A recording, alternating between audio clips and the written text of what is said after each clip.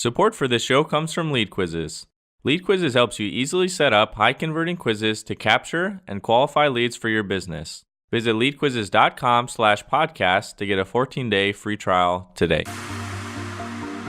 And I turned around one day and everything that was working was no longer working. The strategies that had crushed it for me in the past were now absolute, miserable failures. Because I didn't know what I was doing, right? I didn't even know how to run a business. I was just selling stuff online, not thinking about anything. And I looked up one day and I was $250,000 in debt. From Lead Quizzes, it's Journey to Seven Figures, a show about entrepreneurs and the stories behind how they grew their business to seven figures and beyond. We cover the good, the bad, and the ugly, and the lessons they learned along the way. So welcome back to Journey to Seven Figures. Today I'm interviewing Ryan Deiss, founder and CEO of DigitalMarketer. DigitalMarketer is the leading provider of digital marketing training and certifications. They have over 15,000 paid members, over 500,000 subscribers. But Ryan's not just a teacher, he also practices what he preaches. So he owns dozens of web properties online through his company Rival Brands. He's invested over $15 million into marketing tests, sent over 1 billion emails. And furthermore, he's the creator of Traffic and Conversion Summit, attended by over 5,000 people last year and the largest digital marketing conference in North America. Ryan, I'm really excited to have you on today and learn about your journey to seven figures. Welcome to the show. Yeah, thank you for having me. Excited to be here. Awesome. All right. I want to focus on how you kind of grew Digital Marketer, but let's start from the beginning. Like, how did you get into Digital Marketer and, the traffic conversion space? Yeah, so I'll keep this brief because I'm getting old. I found as I'm getting older, the story is taking longer. But I started at the University of Texas in 1999. It was from my freshman dorm room was where I launched my very first online business, right? I mean, it's kind of the classic story. And I did it just to make some extra money. I didn't really see it as being, what I was going to do for the rest of my life. But that was kind of where it all began. By the time I graduated, I realized there may be something to this whole, internet thing. You think about, 1999 was right at the pinnacle of the first dot-com boom. And then I was in college through the bust. And so everybody had sort of given up on technology for a bit. But I was finding normal, real people were still using the internet and they were still buying stuff online. And, that was new and that was happening. So I just kind of expanded all the different types of products and services that I was selling, kind of anything I get my hands on. We were producing all the ebooks that we could produce. I was trying to do deals with software providers. I tried even a few physical products, but failed miserably at the shipping side of that. I didn't have my logistics figured out. But yeah, by the time I graduated from college, I had a nice little business. I was doing, certainly not seven figures, but I had taken a journey to six figures. I got married the weekend after I graduated from college. I took a job because I felt like I should. Worked the job for about 6 months. And then I realized I need to give this internet thing a try full time. And then I think like a lot of first time, entrepreneurs, after I felt like I was kind of content, I did nothing and I was super lazy. And I turned around one day and everything that was working was no longer working. The strategies that had crushed it for me in the past were now absolute, miserable failures because I didn't know what I was doing, right? I didn't even know how to run a business. I was just selling stuff online, not thinking about anything. And I looked up one day and I was $250,000 in debt. So it was a tough slog to dig out of that hole, being in my mid-20s with a young wife at home. But I tell you, I learned a lot and kind of out of the ashes of the first attempt at my business grew the companies that are here today, including, but not limited to, DigitalMarketer. So that's maybe the very quick overview of kind of the rags to riches to rags to, hey, I'm still here story. Awesome. Ryan, what were some of the skill sets you learned when you were first doing some of these website properties in college? So back then, everything was driven by SEO. It was all search driven. And when I launched my first website, Google was a science fair project, basically. Mm-hmm. It wasn't really a thing. We were optimizing for Alta Vista and Dogpile, and the Yahoo directory was still human controlled. So back then, it was all search. And frankly, SEO was easy back then. I still remember when pay-per-click came along. It was first GoTo, which became Overture, which was acquired by Yahoo. And then Google AdWords followed shortly after. That was when I really got good at pay-per-click advertising and really, paid advertising in general. Prior to that, the idea of paying for eyeballs was ludicrous because they were already freely available online. And that's when I really started studying copywriting. I can tell you, people ask me today, if I want to be a marketer, what's one skill more than any other that I need to learn? I tell them copywriting. Copywriting has served me for going on 2 decades. And what's amazing is if you're good at writing copy, the ad platforms come and go, the different channels can come and go, products are going to come and go, markets are going to come and go in enthusiasm. But if you can write good copy, if you can craft a good offer, you'll probably always be in business. So then, especially when everything was burning down and I had to make it work, really the thing that saved me was my ability to get out there and write some dang copy. So you're writing copy for landing pages, and email was also pretty important to you back then, wasn't it? Oh yeah, email was critical. And that was something I did very early on. Very early on, I was building landing pages to collect email addresses. Now, at the time, nobody was doing that. At the time, people were building landing pages and sales pages to sell something. And so this idea of let's go through the effort of creating a page or even an entire website, that the whole purpose of that website, of that landing page, and we didn't call them landing pages, then we call them splash pages. But the whole purpose of this was to capture an email address. At the time was ridiculous. It was utterly foreign. Now it's super common, right? You think about companies like Lead Pages and ClickFunnels, that there's whole industry built around this concept now. At the time, back in the early 2000s, that was not the norm. I actually learned that because one of my first jobs that I got when I was in college was working for a spammer. Now, at the time, this particular spammer was quote unquote legit, and I'm throwing up the air quotes right now, because back then there wasn't the canned spam regulations or anything like that. Back then, it was just people harvesting email addresses and sending email.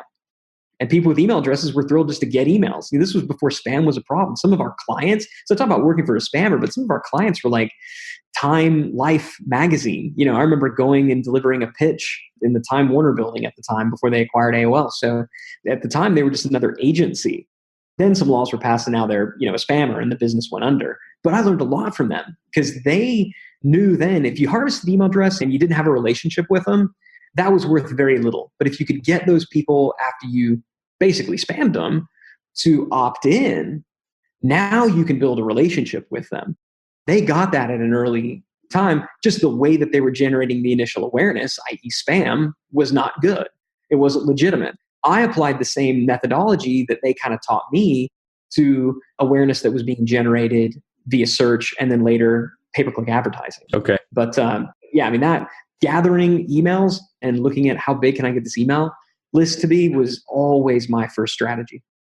Okay. So you started generating some of these skills and you started doing this, I think, for your own products. So what was the next step as far as moving towards ultimately starting DigitalMarketer? Yeah. So DigitalMarketer, so one of my first little side hustles was I touted myself as a web designer. It was frankly how I got the job at the spammer, right? So we're going way, way, way back. Now, I did not know how to design actual pretty web pages, but I had Microsoft Front Page Student Edition and I could figure out how to do some simple stuff. So after I got laid off from that job because they went under, I was trying to get jobs as a web designer and nobody was going to hire me because I didn't have a catalog or anything like that, portfolio. But what I would do to get business is I would find there were all these deals online at the time, free hosting for a certain amount of time, free domain names, free tracking tools. I would pitch my web design services and I'd say, if you hire me, I'm going to give you all this other stuff for free, right? What you lack in talent, make up for in bonuses was kind of my strategy. And it worked a little bit, but what I started doing is I said, I'm going to just publish an email newsletter where all these cool things that I find, I'll just email them out to people who are other web designers like me. So I ran a little ad. It was an email newsletter ad back when email newsletters, I guess now it's kind of come back around and people sell ads and email newsletters, but then that was pre-pay-per-click, right? That was one of the only ways you could get traffic. So I bought a little $150 ad in this email newsletter for web designers. And I said, I've got this website, or I'm going to be launching this newsletter. Go sign up for it. I built that pretty quickly up to about 1,000 subscribers. And once a week, I would just say, here's some new cool stuff that I found for free that you could add to your services. Well, it turned out that the people who were signing up weren't actual web designers. They were people who were wanting to launch an online business.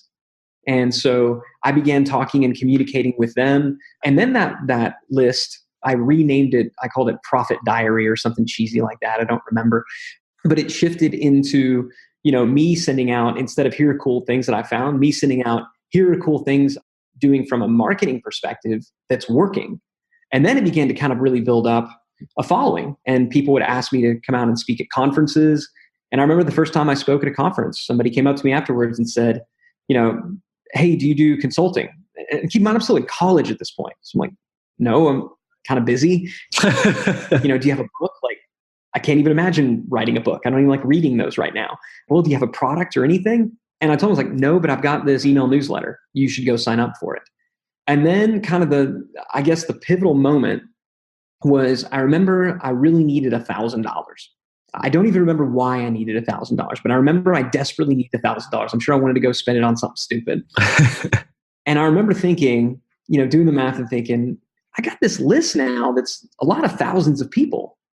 If I could just get 100 of them to give me $10, that'd be $1,000. Gosh, the inverse, if I could get 10 of them to give me $100, that'd be $1,000. I bet I can get at least 10 of them to give me $100. And then I finally said, you know what? I bet I can get at least 2 of them to give me 500.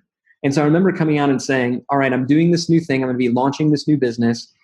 If you would like to watch as I build it, I'm already sending out weekly emails. I'm going to send out an additional weekly email. It's going to only be for premium subscribers. It's one time $500 for the next, I think, 2 months. I'm going to send out updates on what I'm doing, the good, the bad, and the ugly, and you can learn from it. And I forgot how much it was, but I remember it was much closer to $10,000 than it was $1,000. Wow. And for a kid in college, I'm like rich beyond all imagining. Like I can't even imagine ever spending this much money in my entire life. And that was the pivotal moment for me. And so, I think in a sense, Digital Marketer was kind of born that day, because Digital Marketer has always just been about, let's open source the stuff that we're doing that's working. And that's where it started. And people said, oh, it's kind of like you were doing Kickstarter before Kickstarter was a thing. That's sort of what it was. But that really is where it all began. Okay, awesome. So you started that you had this like $10,000 offer that you made that really showed you the power of. It was a $500 offer. Yeah, 500 that made 10,000. Yeah, $500. And, so I guess around 20 people bought it or something like that. Awesome. So that showed you the power of like you building an email list and nurturing them and like being able to teach them. So as you start getting Digital Marketer off the ground, are you always running your own like projects on the side or your own businesses on the side? Or did you decide to focus in on just education for a while? Yeah. So what's funny is, to me, Digital Marketer, I think it was Digital Marketer did not become an actual company until around 2009. So if you figure, I made my first sale online in 1999, right? So now, that's a good ways. It's a decade later when Digital Marketer kind of becomes a thing. And really, I was doing a variation of what Digital Marketer does now in 2001, 2002. But to me, that was never really a business. Like the idea of teaching what I was doing, to me, it never felt like a real company. My companies were all the other things that I did. And what is now Digital Marketer was this thing that I would do when I needed to make some extra money, generally to fund or to start another quote unquote real company. And so I always had this bias against teaching, because I was sort of the belief and opinion. I come from a family of teachers, so I know this is horse crap. But in my head, I was like, those who can do and those who can't teach. And if you're going to teach this stuff, it's probably because you actually suck at it and can't make any money doing it. So I always, and still to this day, I'm probably a little bit biased against people who teach and don't do. And maybe that's unfair. But yeah, I've always had additional businesses on the side.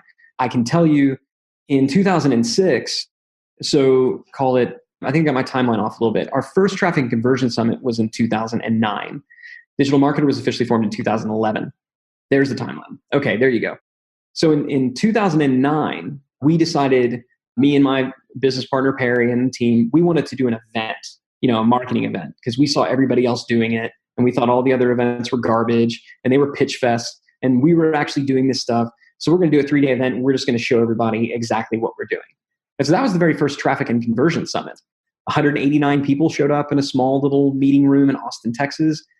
Even then, though, Digital Marketer didn't exist. I didn't own the domain name. Even then, I didn't consider it to be, a thing. It wasn't actually until the third, I remember walking into the room, Traffic and Conversion Summit 3. So it's now the third year that we've done this event and seeing nearly 1,000 people in a room. And I remember then thinking like, okay, this is a thing. We should maybe start treating this like a business. And so we got the domain name announced on the third day that the company is now called Digital Marketer. So yeah, it was technically launched 2011, 2012. But yeah, it really was not then. That business got no legitimacy whatsoever for the first 10, 15 years of my career. So how did you build that up from 2009 when you launched the conference to 2011? You guys are 3 years in. Did you guys just continue to build your email list through like search or paid traffic and then just promote the conference, or? Yeah, we were advertising. We were doing like what a lot of people were doing back then. We were coming out with, with higher end products and doing product launches. So we would do, a couple of launches a year. And, then there was just so much hunger for good, solid internet marketing, digital marketing strategies. Nobody really knew how to do anything yet. And the other thing that was big then is there was a new channel coming online seemingly every other week, right? Facebook came, and then there was Twitter, right? And it's just one after another after another. So there's always so many new things to talk about that were gigantic, like these massive, truly epic, I mean, the word is overused, but truly epic shifts in business that were occurring. And we were right there as it was all happening, in the trenches doing it. So it was a really great, moment in time. So the business largely grew between 2009 and 2011, pretty much just selling one-off courses, not too dissimilar from what I had done going all the way back to when I was making, selling stuff in the early 2000s. Not really much change in the business model. Buy some advertising, have some affiliates, sell some products one-off, do a launch, close it, have a good day. Just the difference, I think a lot of my peers at the time would do a launch, close it, and go buy like Lamborghinis. And I would do a launch, close it, and go back to working in my other businesses. So you were doing those through 2009 to 2011. Did you start to want to move away from those business models, or what did you start doing differently in 2011? Yeah, I mean, the writing was on the wall for me, at least. I'm kind of creating a product that plucking it out of thin air. I mean, granted, I knew what I was doing, but the content was good. But just going out there and just selling something for $2,000, I knew that the market would only bear that price point for so long, especially when everybody else started doing it. Because at that point, if everybody's doing it and a lot of them suck, it doesn't matter that yours are good. People aren't going to know the difference from the outside looking in. And so what I realized then is, one, what I'm doing right now isn't scalable. It's 100% dependent upon me to do all of this stuff. And I didn't like that. And furthermore, I realized there was no clear, definitive brand in the marketplace. And at some point that was going to have to matter. When anybody could go out there and produce a course and anybody could charge what they wanted and everybody was following the exact same, launch models and marketing, when everybody looks exactly the same, the only advantage that you can have in the marketplace is to have a better brand, period. You have to. And so that's when, I kind of decided if we want to be in this for the long haul, and if I want to be in it for the long haul, like I don't have to do this. I can go do something else. But if I want to be in this for the long haul, I don't want this company to be, Ryan Deiss and Friends. I want this company to be DigitalMarketer, which means it needs to shift from being a personality-driven brand into a true, company-driven brand. And so it was kind of had that realization. 2011 was when I started thinking about that. 2012, things were still so good and so easy though. It wasn't until stuff started getting hard and I could see the writing on the wall. Like everybody's launch numbers were down. Things were getting harder it was in 2014 where we doubled down on it. And that was when we got serious about the publisher model. And that was when we began producing, products and trainings that weren't done by me. That's when we began putting things like logos on our websites. Prior to then, the rule of thumb was don't put a logo or anything like that. Just have a headline on the top of the page. That's what you would tell. Like that's what would be taught as a copywriter. I said, you know what? I don't care if it results in slightly lower conversion rates. We need to start building a brand. So we put a logo on our pages and we put logos in our emails. And I began using we instead of I to refer to what we were doing and taking a lot of the knowledge that was up in my head and instead producing frameworks around it, right? So the $1 million napkin, which was my story of how I jotted down kind of the first funnel that I had heard of, what now people think of as like the 5-stage funnel. I wrote that down on a napkin and kind of told that story about, look at how smart I am. Look at how, this like, whoa, epiphany opened up. I stopped telling that story. And I said, this is customer value optimization, right? And it now became a framework that was separate and distinct from me. That was all very intentional. That started back in 2014. Okay. We'll get back to the show in a minute, but first a quick thanks to our sponsor, Lead Quizzes. If you want to grow your business to 7 figures and beyond, you must learn how to generate leads predictably. When I first started my business, lead generation felt like riding a roller coaster. I would have huge sales months and then months with nothing. This happened because I relied solely on referrals and networking to grow my business. Predicting growth and investing in the future were frightening because I didn't have control over my lead generation. That was before we created lead quizzes. Now I predictably generate leads in my sleep and have stopped worrying about where the next sale will come from. Top marketers like Neil Patel and Lewis Howes have used lead quizzes to increase their lead capture by up to 500%. Think about it. Quizzes are fun, engaging, and you can offer personalized feedback in exchange for your quiz taker's contact information. Lead Quizzes is a software that allows you to set up high-converting quizzes quickly without having to hire an expensive programmer. In fact, our users have generated over 3 million leads for their businesses. Take control of your lead generation today and start your 14-day free trial by going to leadquizzes.com/podcast. And so when you started going towards the company brand, is that then you just started having other people publish content? Was that one of the bigger shifts you guys made? So the first kind of big shift that we made was from guru to company brand. And so, yes, that meant that I needed to have people other than me there. And so, yes, having other producing content with other people on the team. So, Molly Pittman and Russ Henneberry and some of the folks who now have authored so many of the trainings who now have gone off on their own. Mm-hmm. And what's great is I remember panicking a little bit when I knew that they were going to leave and they were going to do their own things like, oh no, is the brand going to survive without them? And I realized we've been down this road once. I fundamentally left for a couple of years. I didn't produce anything new. I put that constraint on the brand. I put that constraint on the company. So yeah, we had other people come in and do it. But the biggest thing was creating the frameworks and not having the frameworks be about, look at this amazing story. I see that a lot if you're in the guru business, you want to tell your origin story. Mm-hmm. You want to talk about how all this amazing things happened to you. If you want to make a pivot away from the guru business and into a true sellable brand, it can't be about you. You've got to set your ego aside. I'm an introvert by trade. And so I didn't have a problem doing it because I didn't like being on the front and center anyway. But I'd say those two things, getting other people besides me to go in front. But really the bigger one than that was taking the quote unquote genius and instead turning it into a transferable document, right? You got to come down from the mountain with the stone tablets, right? It can't just be about, the way a lot of gurus run their businesses, it's like the profit, like they're prophets and God spoke to me and said, you need to do this, right? You need to be like, talk to God. We wrote this stuff down on some tablets, do this thing. Now it's transferable. That's when it can shift. Okay. So you guys start to make this shift. Do you originally, is the first thing you start doing with the digital marketers, you have these $2,000 courses. Today you guys offer courses and also a membership. So what were some of those products then that you started getting into and you started making this a bigger priority? Yeah. So the next big shift that we made kind of after we said I want it to be a brand is we shifted from kind of one-off a la carte product sales into subscription.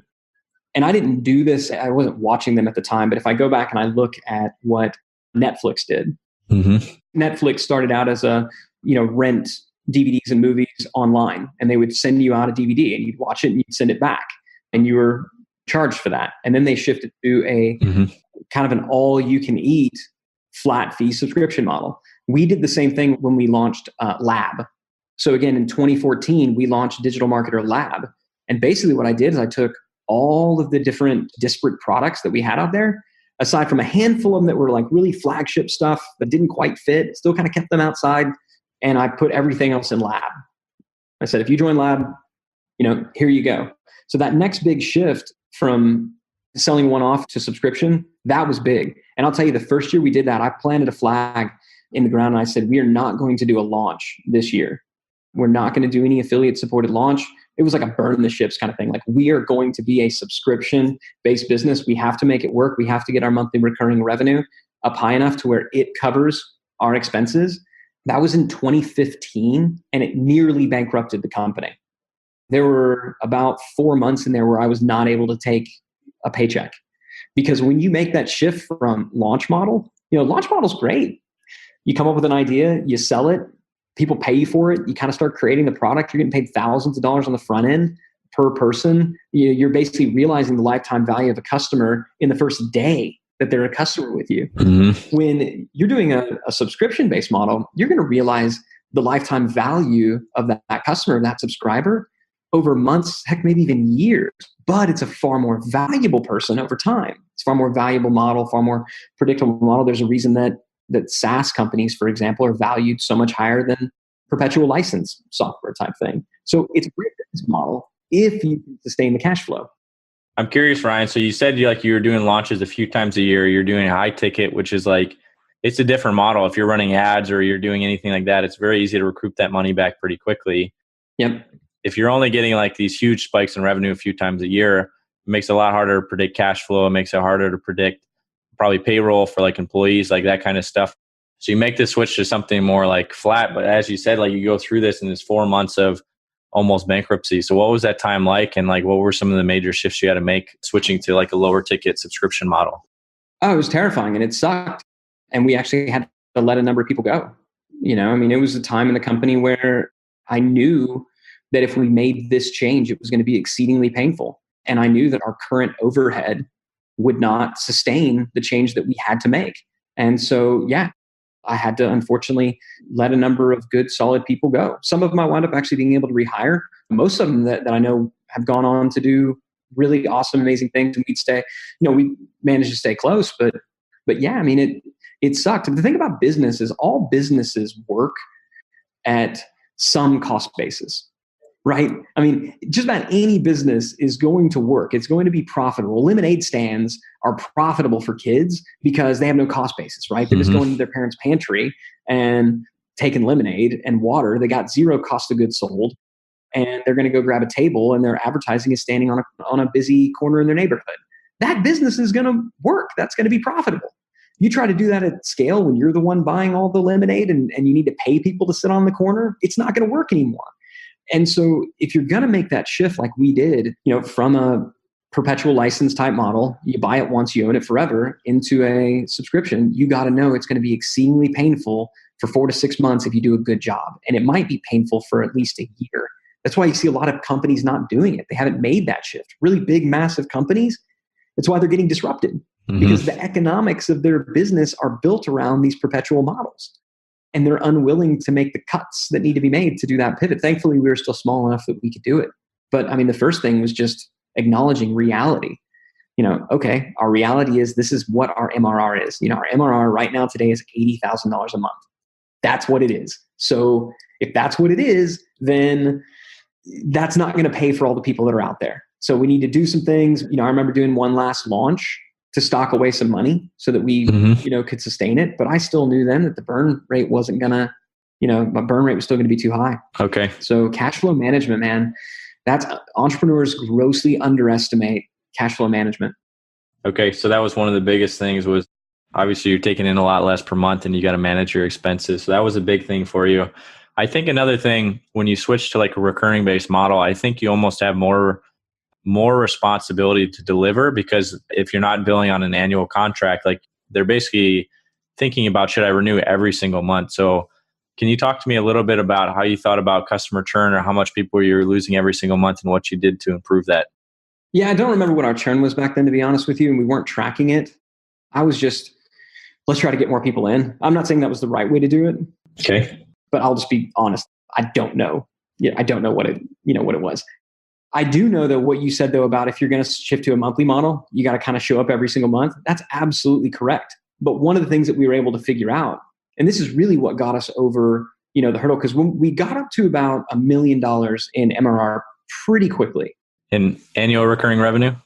Monthly recurring revenue. I love correcting people, and they're the ones that are right. You just a total jackass. Yeah, you're absolutely right. Yeah, thank you for that clarification. So we got up to about $1 million in ARR pretty quickly. And then we just flatlined because we kind of tapped out the market we had. We told everybody on our email list to sign up. A bunch of them did, a bunch of them didn't. And the ones that didn't had no good reason to sign up anymore. And what I learned there, and this kind of comes back to what you said about needing to show up every single month. Nobody wants to buy membership. Nobody wants to buy subscription. They don't. If you think about it, it's sign up for this thing today. The value is going to be delivered over an indeterminate amount of time. And you're going to be paying for it over an indeterminate amount of time. That's way less sexy than get a great deal on this thing today that you'll own forever. It just is.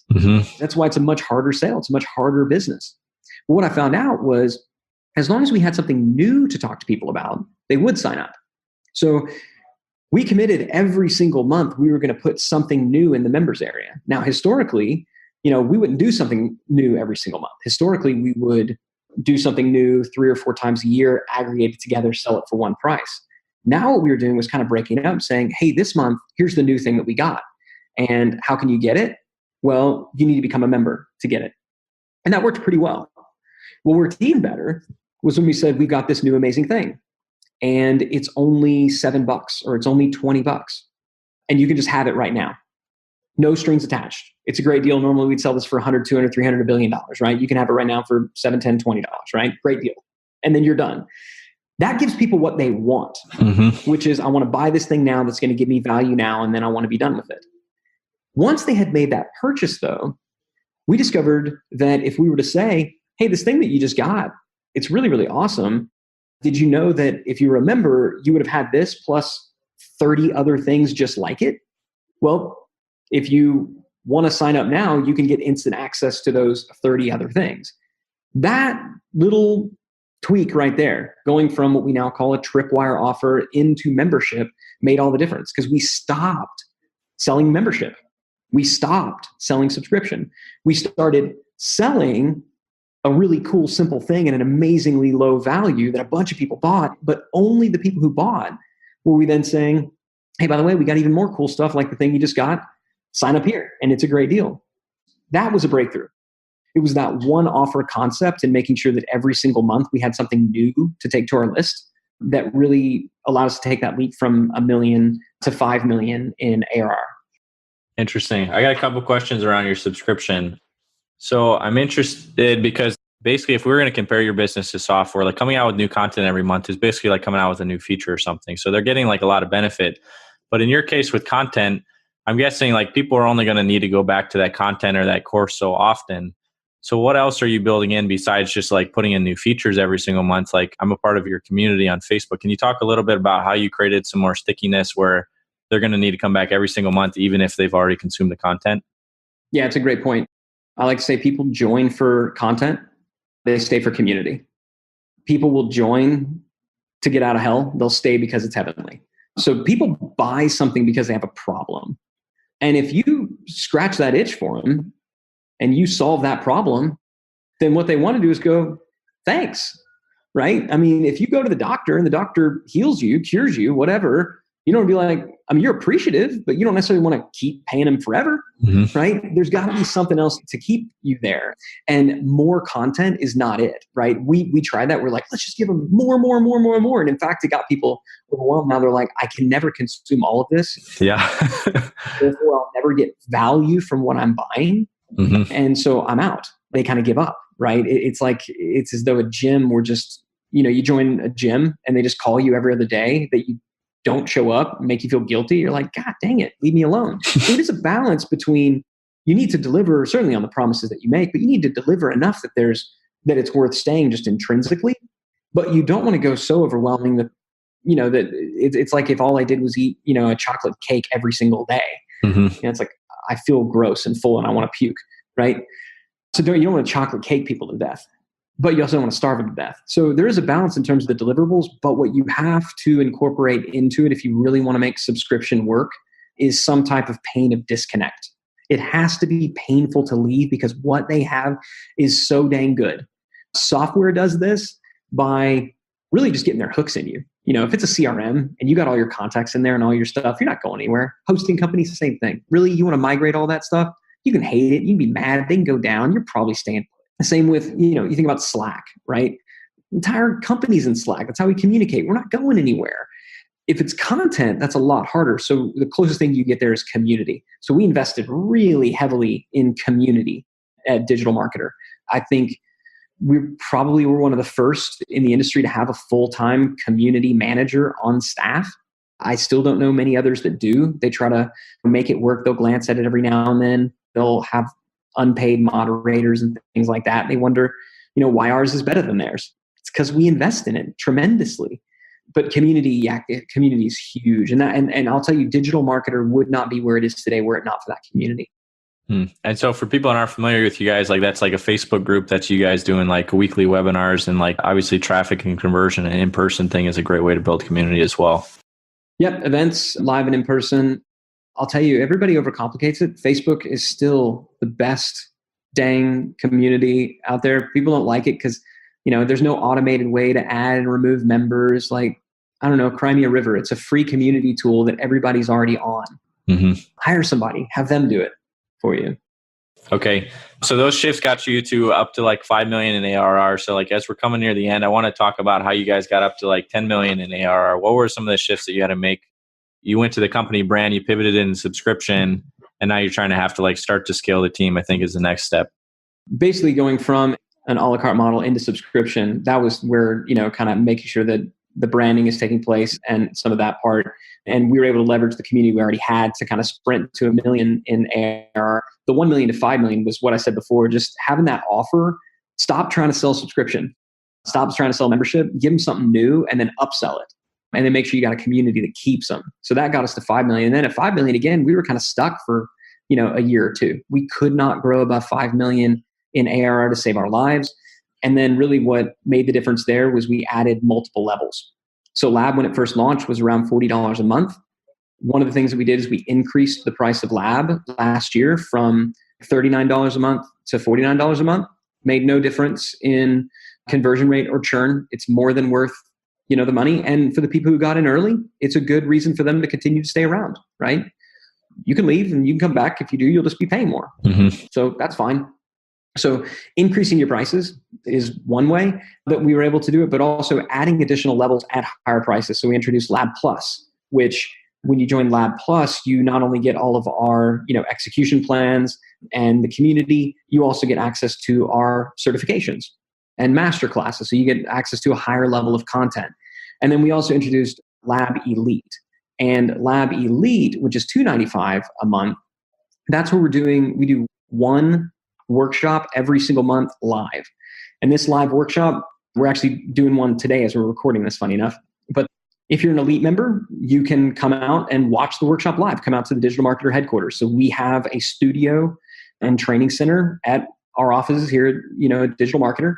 And so members can come out and they can watch it live, kind of first come, first serve, totally for free. And we're live streaming it to everyone else. So that's a type of deliverable that, getting back to the community aspect, when people are doing the same thing at the same time, even if they're not in the same place, it matters. It makes a difference. Imagine what it's like when everybody's tuned in and watching the Super Bowl in the States or the World Cup. You don't have to be together for it to still be galvanizing, right? The shared experience of knowing that I'm watching something and they're watching the same thing too, that really does galvanize a community. And so I've been shocked. Elite, despite the fact that it is our highest price by far membership, it has the highest trial to full pay rollover, and it has the lowest churn rate out of all of our different subscriptions. And churn across the board for Lab is great. I mean, all of them are sub 5% a month, which for content-based subscriptions is pretty solid. But I've been really, really shocked. So that expansion, that idea of getting more from the ones that you got is big. The other big thing that we did, I said before, our previous offer was buy this one thing and then upselling them to membership. We shifted that to buy this one thing and then take a free trial for 30 days. Now, in doing that, you're removing all the friction, right? There's zero risk whatsoever. It's like, you just bought this one thing. I'm going to give you access to like 50 of its friends totally for free today for the next 30 days. It costs you nothing. Obviously, when we did that, our conversions, shot through the roof. But what it also meant is that we pushed out the time that we were going to capture some of that value, some of that LTV, an additional 30 days. Now we're only making like $7 off somebody in the first 30 days. It may cost us, depending on source, $50, $80, $100 to acquire them. But we know our numbers. We know our metrics. But so that was the next way that we were able to make the leap from, really 5 to 10 and beyond. Expansion revenue, and asking yourself, what are all the points of friction? What are all the reasons that people would not sign up? And those two things right there are removing the pay today and shifting everything over to a trial was big. Also focusing on the onboarding so that we could get the people who were in a trial to do certain things that we know are impactful that'll get them to stay. And so that's where all of our focus has been lately. is how do we get a greater percentage of the people who took a trial to actually stay? Awesome. Those are great points. I have one quick question about the expansion revenue in the different platforms, because I've been thinking about this even with lead quizzes. It sounded like you started with one plan and then later went to 3 plans. And I think maybe, in my opinion, that's probably a good way to do it, because you're really focused on just like, how can I deliver and make sure that they're getting all the value versus trying to figure out what are the certain tiers I need to put in place and the features or functionalities I need to move around to get them to upgrade. Would you do it that same way again? You would just start with one product and then expand into 3 when you felt like they were doing pretty well? Yeah, so I'll tell you what not to do. So what we did, and it's what we did the first time, right? So the first time what we did is we created 2 separate subscriptions, right? It was like Lab over here, and then we had another one called HQ. We're going to relaunch HQ. It's a completely different product now, but they weren't very well differentiated. And so what it actually did is it confused people. Like, which one should I join? I don't really understand. And selfishly, the reason that I did that is I'm thinking, I want people to sign up for both, because I want to get more money from the same people. I want them signing up for both of them. It was completely short-sighted, completely wrong-headed. It failed. And so what we had to do is we merged those programs together. So we took some of this one and it kind of became Lab Plus, and it became some of the seeds of Lab Elite. Now what I had was a bunch of people who were paying for both, and I had to refund them the difference and cancel that. So in 1 month, we went backwards like $70,000 in MRR just by merging these things together.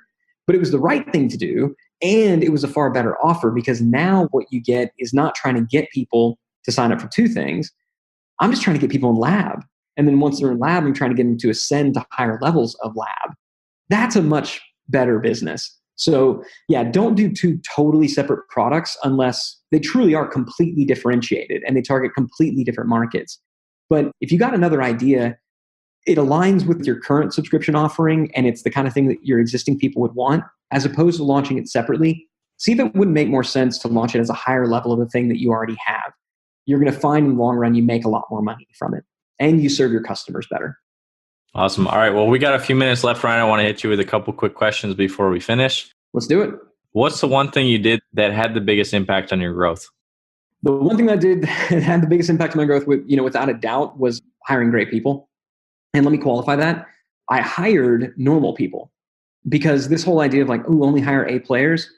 Come on, man. You're not Facebook. You're not Apple. You don't know what the hell you're doing. Hire people who care and who are excited and who want to learn, and pour into them and invest in them. So, as entrepreneurs, we're trying to see how can I be more productive. Productivity is a myth. It's garbage. The more productive you get, the more capacity that you create within yourself, which means the more work you do. We don't get more productive and then do less. We get more productive and then do more. So I wanted to get, I was less interested in being productive and more interested in being efficient. And efficiency meant finding good people, investing in them. It's the same thing with the shift from a la carte to subscription, right? I'm going to make less money today because I'm hiring this person, but I'm going to make a lot more tomorrow when I invest in them. So hiring great people without a doubt and investing in them so they truly could become great. Okay. All right. Next question. Not because you necessarily do things over, but if you could basically go back in time and start over, what would you tell yourself, like if you were a mentor to yourself? Yeah. This sounds ridiculous, but I would tell myself to set aside, depending on where you are, what jurisdiction you're in, money for taxes. I lost 4 years of business growth because I did not pay taxes because I didn't know how it worked or that I was supposed to do it. I didn't know that I needed to set aside 35, 40%, depending on the year, right? 35 to 40% of everything that I personally brought in, I needed to set that aside for taxes. And I got so behind, and I basically worked for 2 years for the IRS, for the federal government, to get out of the hole that I dug for myself, my own irresponsibility, no one to blame but myself. And that cost me really the second half of my 20s. So I would say, again, it goes back to what I said, cash flow management. I'm super good at it today because I've paid so many devastating prices, and you can get good at it without paying those prices. There's a book called Profit First that I wish I would go back in time and I would give me that book at 19, make me read it and say, follow this. But yeah, I would absolutely, I got regrets. People were like, I have no regrets. Hey, shut up. I got big regrets. That freaking sucked and it was unnecessary. There were better ways to learn those lessons than that.